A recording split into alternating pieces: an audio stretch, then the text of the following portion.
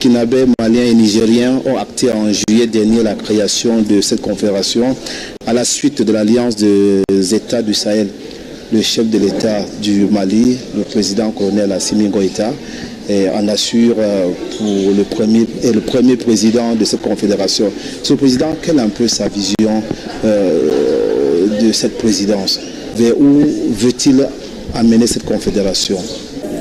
Bon, la Confédération des États du Sahel a été créée pour répondre d'abord à une menace existentielle qui était une menace militaire, d'intervention militaire qui était dirigée contre nos pays, qu'il fallait contrer. Mais au-delà de cette question, et vu aussi la différence d'appréciation que nous avons avec certains États de la région, nous avons estimé qu'il fallait que nous-mêmes nous travaillions ensemble à promouvoir cette vision, qui est de trois ordres essentiellement. La première, c'est de mutualiser nos efforts, de nous mettre ensemble pour assurer la sécurité de nos pays et lutter contre le terrorisme et l'insécurité et promouvoir la sécurité dans notre espace, qui est le premier pilier. Le deuxième, c'est de faire en sorte que nos pays puissent sur la scène internationale parler d'une seule voix, coordonner de différentes positions et nos approches par rapport aux différents enjeux, aux problématiques qui se posent à nous dans notre espace régional et sous-régional et sur le plan international. Donc une action diplomatique concertée entre les pays membres de la Confédération. Et le troisième pilier, c'est de travailler à promouvoir le développement économique et l'intégration régionale en promouvant une libre circulation des personnes renforcée dans notre espace, mais aussi basée sur des projets intégrateurs, des chemins de fer, des compagnies aériennes, l'exploitation commune ou conjointe de nos ressources naturelles pour créer une prospérité partagée. Mais par-dessus tout, la vision de leurs excellences, le colonel Assimi Goïta, le général de brigade Abdourahmane Tchani, président du Niger, et du capitaine Ibrahim Traoré, président du Faso, et d'aller aussi vers une intégration des peuples.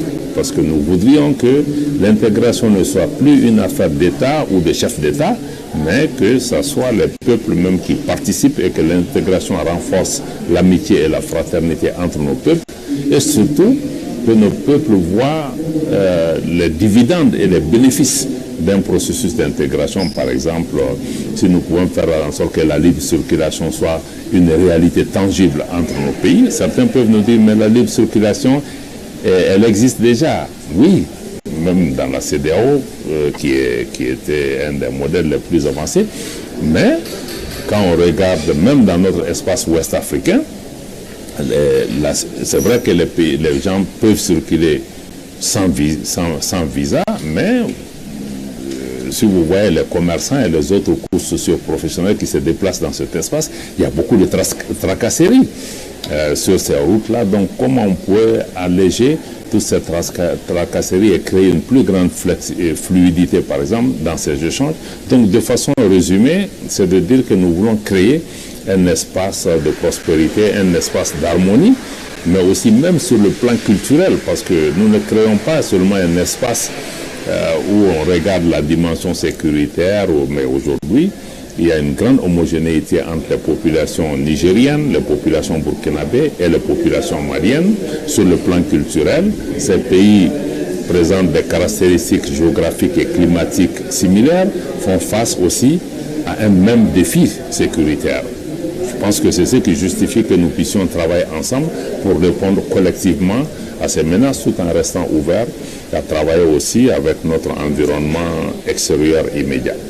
Et justement, Monsieur le ministre, la Confédération des États du Sahel se trouve dans le même espace avec la CEDEAO et l'UEMOA. Comment va s'opérer la coexistence pacifique et surtout bénéfique pour les États et les différentes populations partout où elles se trouvent? Je pense que nous n'avons pas le choix. Nous l'avons indiqué à plusieurs reprises, personne ne pourra faire déménager l'autre de cet espace. Nous sommes condamnés à vivre ensemble. Et pour cela, nous devons travailler toujours dans l'intérêt de nos populations. Et en partant du constat que les pays de la Confédération des États du Sahel ont fait leur choix d'aller dans une direction, Donc il est important pour les autres acteurs régionaux de comprendre qu'il faut un moment pouvoir s'asseoir ensemble pour travailler ensemble. D'abord, pour nous, c'est sur le plan bilatéral. Nous devons regarder les autres pays qui sont autour de nous. Certains peuvent appartenir à la CEDEAO, d'autres pas, mais avec chacun de ces pays, se mettre d'accord sur les modalités de cette coexistence pacifique, des relations de bon voisinage et des relations de fraternité qui ont toujours existé entre nos pays sur le plan bilatéral. Sur le plan des relations d'organisation à organisation, la Confédération des États du Sahel est disposée et ouverte à un dialogue avec toutes les organisations qui existent dans cet espace pour regarder différentes modalités, que ce soit les échanges économiques,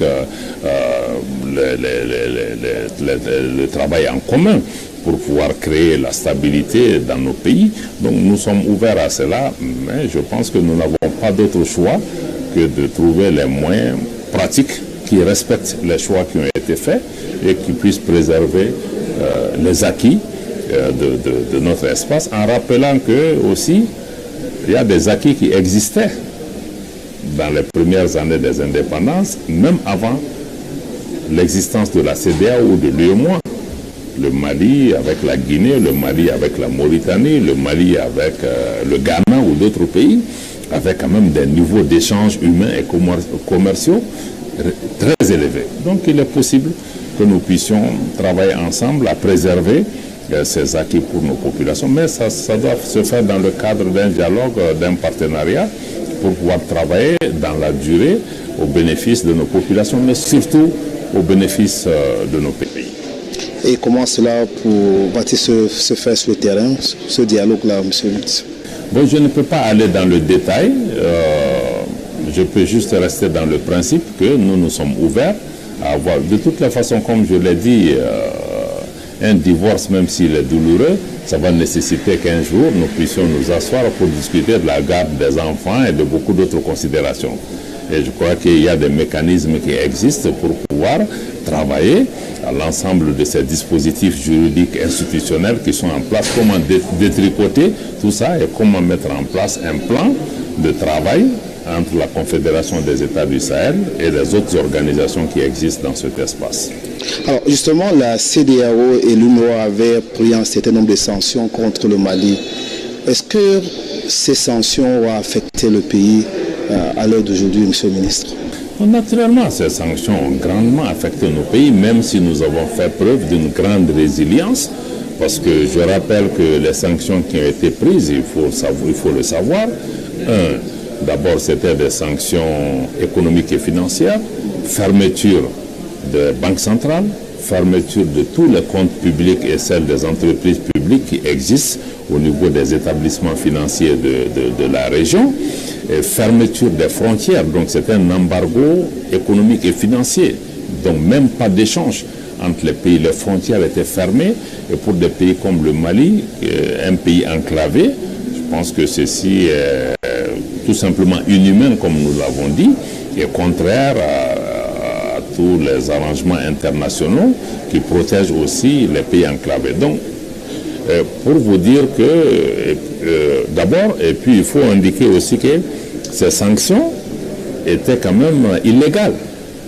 parce que ni les textes de l'UEMOA, ni les textes de la CEDEAO ne prévoient ce type de sanctions. D'ailleurs, quand on a fermé les banques du Mali, le Mali a porté plainte devant la Cour de justice de l'UEMOA pour pouvoir lever ces sanctions, et la Cour a demandé que ces sanctions soient levées, même si la conférence des chefs d'État n'a pas jugé utile de répondre favorablement à ça. Donc c'est pour vous dire que ces sanctions créent aussi une perturbation importante jusqu'à aujourd'hui, parce que la libre circulation des personnes a été affectée, la circulation des marchandises a été affectée, des milliards ont été perdus parce que les gens avaient pris déjà des engagements commerciaux qui ont été perturbés. C'était tellement violent que beaucoup de responsables avaient estimé que si on mettait ce type de sanctions, soit sur le Niger, soit sur le Mali, c'était une affaire de quelques semaines pour que les régimes tombent. Donc l'objectif même de ces sanctions n'était même pas de créer une incitation pour une amélioration de la situation politique, mais c'était utilisé comme un moyen pour déstabiliser davantage ces pays, punir les populations pour que les populations en retour se lèvent contre leurs autorités.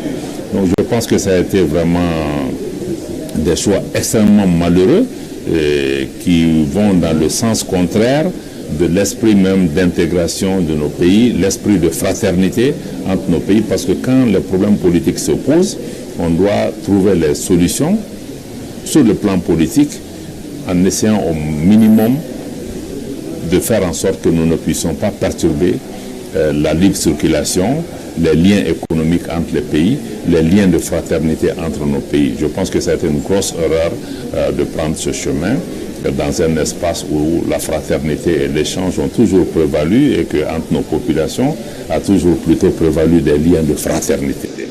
Et quelles sont les stratégies du gouvernement pour réussir à surmonter ces sanctions, M. le ministre? Bon, je dois dire qu'à ce jour, ces sanctions de fermeture des frontières et fermeture des banques ont été levées.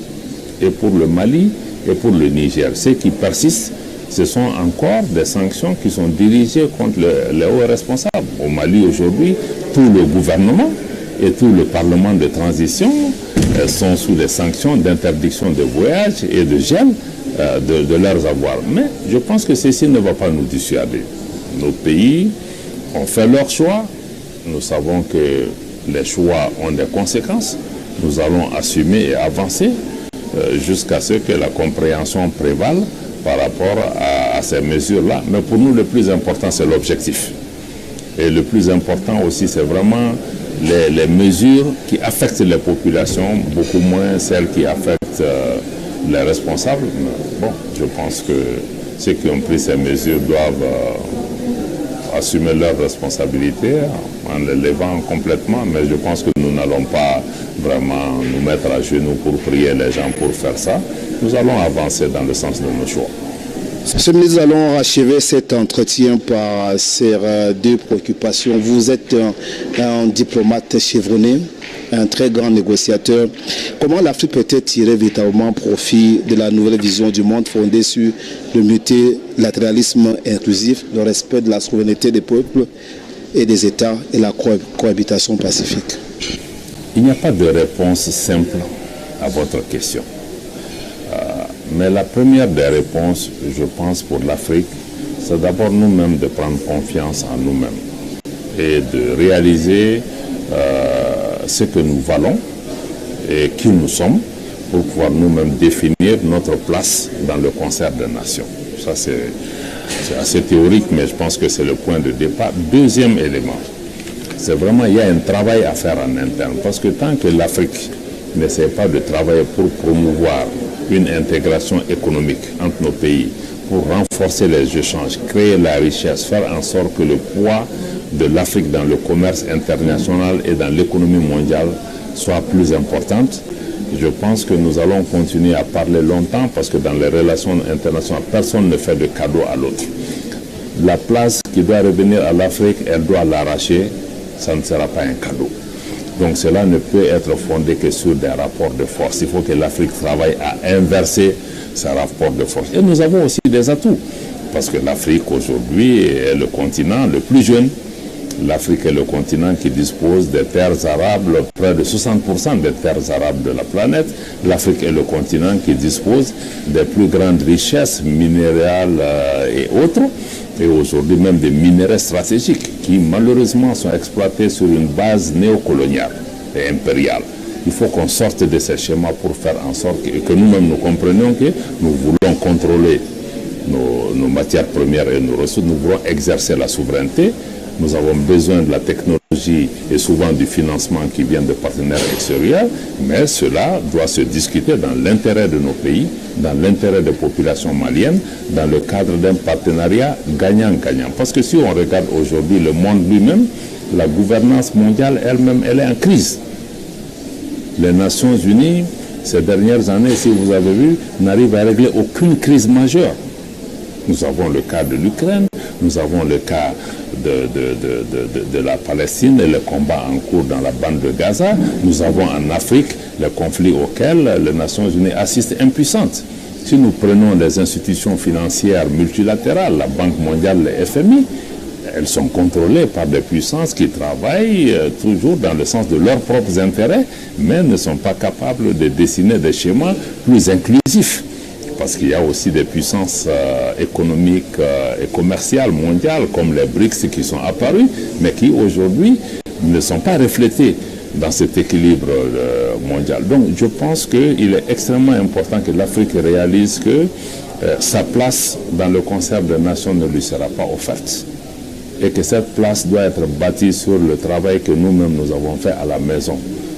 Et que voilà, donc c'est vraiment la réalité du travail. C'est pourquoi chaque pays doit faire son travail en interne, chaque organisation doit faire son travail en interne, et qu'on arrête de penser que parce que tel pays est un pays ami, etc., qui va se faire l'avocat de l'Afrique. Nous n'avons pas besoin d'avocats. Et c'est pourquoi le Mali a décidé d'ailleurs que nous ne voulons plus qu'un pays soit le porte-plume du Mali. Nous-mêmes, nous sommes capables de tenir notre plume. Donc il faut que tous les pays africains comprennent que l'Afrique peut parler pour elle-même, le Mali peut parler pour lui-même, le Cameroun peut parler pour lui-même. Et c'est dans le cadre du respect mutuel et du partenariat gagnant-gagnant et des transformations que nous allons apporter dans nos pays pour occuper nos jeunes gens et changer la face de nos pays. C'est ça qui nous permettra d'être assis autour de la table et de compter, parce qu'on peut être assis autour de la table et ne pas avoir une voix qui est même écoutée. Et comme vous dites, Monsieur le ministre, que vous comprenez très aisément ces voix qui s'élèvent de plus en plus sur le continent africain pour appeler, par exemple, à la refonte des Nations Unies et pourquoi pas de l'Union africaine. Bon, je pense que les interrogations sont nécessaires à tous les niveaux. À tous les niveaux. En commençant par nos organisations régionales, parce que nous, au Mali, nous estimons que nos organisations doivent pouvoir être revues pour faire en sorte que le leadership de nos organisations soit un leadership africain. Et que nos organisations travaillent aussi dans le sens de l'intérêt de nos populations et que nous puissions mettre fin aux ingérences extérieures qui viennent perturber le fonctionnement de nos organisations. Donc, et sur le plan mondial aussi, comme je l'ai dit, nous sommes favorables à une refonte des institutions multilatérales pour que le multilatéralisme soit la voie. Parce qu'aujourd'hui encore, on sent que c'est un club, c'est un groupe de pays, c'est un pays ou des pays qui décident des choix majeurs qui impactent le monde entier. Donc ça ne marchera pas. Mais nous sommes aussi conscients des difficultés qu'il y a à réformer le Conseil de sécurité des Nations Unies, sujet dont on parle depuis plus de 50 ans, sur lequel on n'a pas bougé. Donc c'est pourquoi je dis encore une fois que ça ne sera pas un cadeau. Donc ces réformes ne peuvent être qu'imposées. Je ne pense pas qu'on va nous offrir une réforme ni aux Africains, parce que même ce qu'on demande, les réformes, aujourd'hui, les voix qui s'expriment sur le continent africain, mais ce sont ces voix-là qui vont pousser nos organisations régionales et continentales à se transformer. Et ce sont ces voix-là aussi qui vont nous aider à obtenir, en coalition avec d'autres peuples qui se battent pour les mêmes objectifs, à faire en sorte que les États, les gouvernements changent pour prendre en compte ces réalités. Malheureusement, ce qu'on appelle la communauté internationale ou les relations internationales ne sont pas guidées par le droit.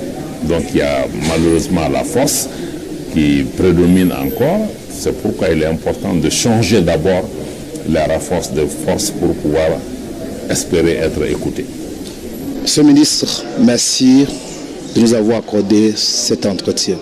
Merci infiniment. Madame, Monsieur, quant à vous, il ne me reste qu'à vous